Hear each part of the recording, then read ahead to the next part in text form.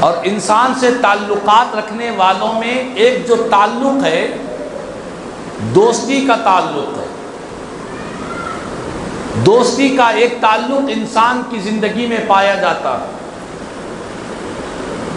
دنیا میں اکثر و بیشتر انسان جب دنیا میں آتے ہیں تو کوئی نہ کوئی اس کے چند دوست ہوا کرتے ہیں، اور یہ جو دوست ہوتے ہیں ان دوستوں کے تعلق سے قرآن اور حدیث اس بات کا پیغام دیتے ہیں کہ اے خدا کے بندو، جب تم دنیا میں کسی سے دوستی کرو تو تمہارے پیش نظر یہ بات ہونا چاہیے کہ ہمیشہ خیر والے، اچھے والے، بھلائی والے لوگوں سے دوستی رکھو، اچھی فطرت والے، اچھی طبیعت والے، اچھی مزاج والے، اچھے اخلاق والے، اچھے اعمال والے، اچھے کیریکٹر والے، ایسے انسانوں سے تم دوستی رکھو۔ اگر اس کا لحاظ نہیں رکھو گے، اچھائی کو، نیکی کو، خیر کو، بھلائی کو اگر پیش نظر نہیں رکھو گے، جس سے چاہا دوستی کر لیا، جس کو چاہا گلے سے لگا لیا، جس کو چاہا اس سے دوستی اور فرینڈشپ کر لیے، اچھے اور برے میں فرق نہیں کیے، تو یاد رکھنا یہی دوستی تمہارے لیے وبال جان بن سکتی ہے، یہی دوستی تمہارے لیے ہلاکت کا ذریعہ بن سکتی ہے۔ یہ بات میں خود سے نہیں کہہ رہا ہوں، میرے پاس قرآن و حدیث کے ٹھوس دلائل موجود ہے۔ اللہ کا کلام قرآن کہتا ہے کہ قیامت کے دن انسان اپنی انگلیوں کو، اپنے ہاتھوں کو چباتے ہوئے کہے گا، افسوس کرتے ہوئے کہے گا انسان قیامت کے دن، کیا کہے گا؟ یا ویلتا لیتنی لم اتخذ فلانا خلیلا۔ انسان قیامت کے دن کہے گا کہ اے افسوس، ہائے افسوس، اے کاش میں فلاں شخص کو اپنا دوست نہ بناتا، فلاں کو اپنا ساتھی نہ بناتا، اسی کی دوستی نے میری آخرت کو تباہ کر دیا، اسی کی دوستی نے مجھے گمراہ کر دیا، اسی کی صحبت نے مجھے برائیوں کی طرف ڈال کر آج حشر کے میدان میں میری ذلت و رسوائی کا سبب بن گیا۔ قرآن کہتا ہے کہ بندہ اس وقت کہے گا اللہ کی بارگاہ میں، حشر کے میدان میں اپنی انگلیوں اور اپنے ہاتھوں کو چباتے ہوئے کہے گا۔ کیوں انگلی اور ہاتھ چبانے کی بات کیوں کہی؟ اسی لیے کہ انسان جب دنیا میں کوئی بڑی پریشانی میں گرفتار ہوتا، کچھ سمجھ میں نہیں آتا، پریشانی کے عالم میں انسان اپنے ناخنوں کو چبانا شروع کر دیتا،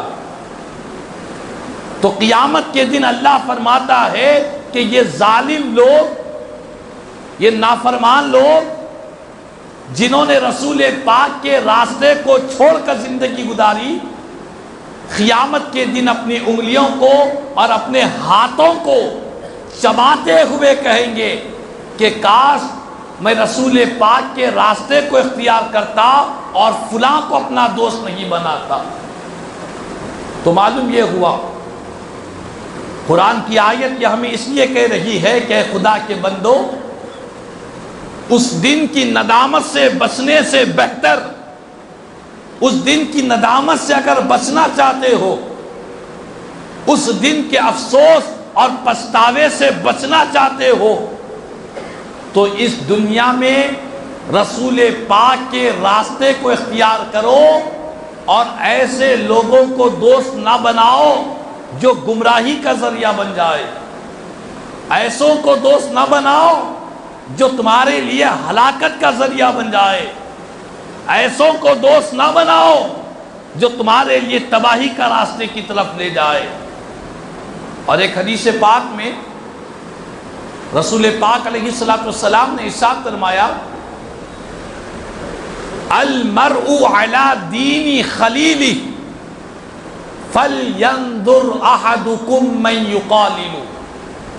میرا آقا فرماتے ہیں کہ آدمی، انسان اپنے دوست کے دین پر ہوتا ہے۔ جیسے دوست کے اندر کیفیت ہوتی ہے وہی کیفیت اس کی صحبت میں رہنے والے کے اندر پیدا ہوتی ہے۔ دوست کے اندر مزاج میں سختی ہے، طبیعت میں تشدد ہے، ظلم و زیادتی ہے، دوست کی مزاج اور طبیعت کے اندر حسد، جلن، کینہ، کپٹ، عداوت، نفرتیں، دلوں میں کدورتیں، جو چیزیں ساتھی کے اندر ہوتی ہے، اگر اس کو اپنا دوست بناؤ گے تو اس کی مزاج کی جو خرابیاں ہیں وہ تمہاری طبیعت کے اندر بھی پیدا ہو جائے گی۔ یہ میں نہیں کہہ رہا ہوں، بلکہ اللہ کے پیارے حبیب امام الانبیاء رحمت للعالمین صلی اللہ علیہ وسلم فرما رہے ہیں کہ انسان اپنے دوست کے دین پر ہوا کرتا ہے۔ جیسا دوست ہوتا ہے، جیسی طبیعت ہوتی ہے، جیسے اخلاق ہوتے ہیں، وہی اخلاق، وہی طبیعت، وہی مزاج انسان کے سینے میں پیدا ہوا کرتی ہے۔ تو بہرحال یہ بات میں اسی لیے کہہ رہا ہوں کہ آج ہمارے معاشرے میں جو افراتفری کا ماحول پھیلا ہوا ہے، آج ہمارے معاشرے کے اندر جو بگاڑ، جو فساد، جو فتنہ دیکھ رہے ہیں، جو خرابیاں آج ہم کو نظر آ رہی ہے، اس کی سب سے بڑی وجہ یہ بری صحبتوں کا نتیجہ ہے، یہ غلط لوگوں کی دوستی کا نتیجہ ہے۔ کیوں؟ آپ اخبارات اٹھا کر دیکھیں، ٹی وی چینلز پر دیکھیں، سوشل میڈیا پر دیکھیں کہ کئی قتل کی جو واردتیں ہو رہی ہیں، مرڈر کے جو کیسز ہو رہے ہیں، یہ کن کے ساتھ ہو رہے ہیں؟ اکثر و بیشتر یہی خبریں مل رہی ہے کہ یہ لوگ پہلے آپس میں دوست تھے، ان کی آپس میں دوستی تھی، کسی معاملے میں جھگڑا ہو گیا، دوست نے دوست کا قتل کر دیا، ایک دوست نے دوسرے دوست کا مرڈر کر دیا، چار دوست مل کر تالاب کے کنارے بیٹھ کر شراب نوشی کر رہے ہیں، جب شراب پیتے پیتے طبیعت بے قابو ہو گئی تو آپس میں ہاتھا پائی ہوئی، چاروں دوستوں میں سے ایک دوست کی جان چلی گئی۔ استغفر اللہ۔ ایسے واقعات ہو رہے ہیں، ایسے حالات ہو رہے ہیں کہ یہ جو آپس میں دوستی ہے، اگر ظالموں، فاسقوں، فاجروں، بے حیا لوگ اور قاتلوں کی دوستی اختیار کریں گے تو یہ دوستی ہمارے لیے وبال جان بن سکتی ہے، ہمارے لیے تباہی کا راستہ بن سکتی ہے۔ اسی لیے مذہب اسلام یہ کہتا ہے کہ لوگوں، ہمیشہ جب کسی سے دوستی کرو تو اچھے، نیکوکار، با اخلاق اور ہمدرد، خیر خواہ لوگوں کو اپنا دوست بناؤ۔ اگر شرابیوں کو دوست بنائیں گے، معاشرے میں جو بگاڑ پیدا ہوا، کوئی بچہ پیدائشی شرابی نہیں ہوتا، کوئی بچہ پیدائشی چور نہیں نکلتا، کوئی بچہ پیدائشی قاتل نہیں ہوتا، کوئی پیدائشی ظالم نہیں ہوتا۔ ہر پیدا ہونے والا بچہ قرآن اسلام کہتا ہے کہ وہ فطرت اسلام پر پیدا ہوتا ہے۔ جیسا جیسا صحبتیں ملتی ہے، جیسے جیسے دوست ملتے ہیں، جیسے ہمنشین ملتے ہیں، جیسے ساتھی ملتے ہیں، ویسی کیفیت انسان کی طبیعت میں داخل ہوتی چلی جاتی ہے۔ اسی لیے بزرگوں نے کہا کہ اللہ سے کوئی خیر کی دعا مانگنا ہو تو اللہ سے نیک دوست کی دعا مانگو، اللہ سے اچھے دوست کی دعا مانگو، اچھے ساتھی کی دعا مانگو، اچھوں کی صحبت، نیکوں کی صحبت انسان کو خود بخود نیک بنا دیا کرتی ہے۔ نمازیوں کی صحبت میں رہو، کچھ دنوں کے بعد خود بخود نمازی بن جاؤ گے۔ دیندار لوگوں کی صحبت میں رہو، کچھ دنوں کے بعد طبیعت میں، مزاج میں خود بخود دینداری پیدا ہو جائے گی۔ ایماندار وفادار لوگوں کی صحبتوں میں رہو، کچھ دنوں کے بعد ایمانداری اور وفاداری کا جذبہ سینے میں پیدا ہوگا۔ یہ میں نہیں کہہ رہا ہوں، بلکہ بڑے بڑے اکابرین بزرگوں نے کہا صحبت صالح ترا صالح کنن، کہ نیک انسان کی صحبت تجھے بھی نیک بنا دے گی، اچھے انسان کی صحبت تجھے بھی اچھا بنا دے گی۔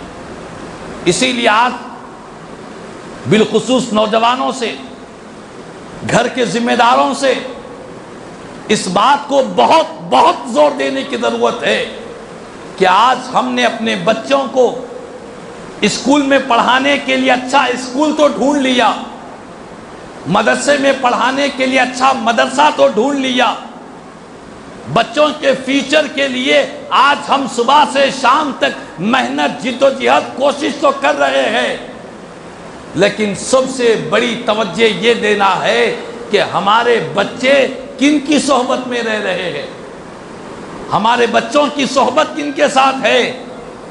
کہیں کوئی شرابی، کوئی ظالم، کوئی بدبخت، کوئی معاشرے کا بدترین انسان کی صحبت تو اختیار نہیں کر رہے ہیں۔ اگر ظالموں کی صحبت اختیار کر رہے ہیں، قریب ہے کہ یہ بھی ظالم بن جائیں گے یا کسی کے ظلم کا شکار بن جائیں گے۔ تو بہرحال معاشرے کی اس افراتفری کو ختم کرنا ہے۔ اللہ کا کلام قرآن کہتا ہے یا ایھا الذین آمنوا اتقوا اللہ وکونوا مع الصادقین، اے ایمان والو اللہ سے ڈرو اور سچوں کے ساتھ ہو جاؤ۔